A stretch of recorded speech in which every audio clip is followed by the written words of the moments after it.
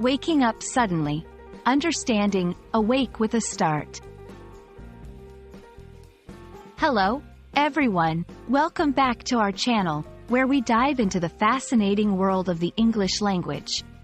Today, we're going to unravel the meaning behind a common but intriguing phrase, awake with a start.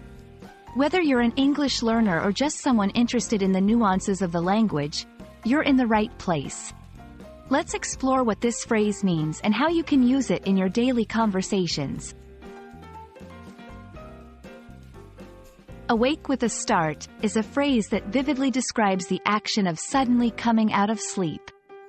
It's not just waking up, it's more about how you wake up. This phrase combines two key words, awake, which means to stop sleeping, and start, which in this context refers to a sudden, involuntary movement or reaction. Together, they convey the experience of being jolted out of sleep by something, like a loud noise or a dream. You might use awake with a start in various situations. It's particularly effective in storytelling or when describing an experience that was startling or unexpected. For instance, I awoke with a start when the thunder crashed loudly outside my window. She awoke with a start after hearing a knock at the door in the middle of the night.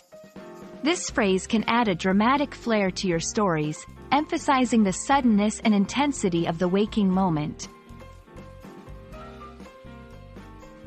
To understand how awake with a start is used in different contexts, let's look at some examples from literature and media. Authors often use this phrase to set a tense atmosphere or to highlight a character's anxiety or fear. In movies or TV shows, characters might awake with a start to foreshadow an important event or reveal their inner turmoil.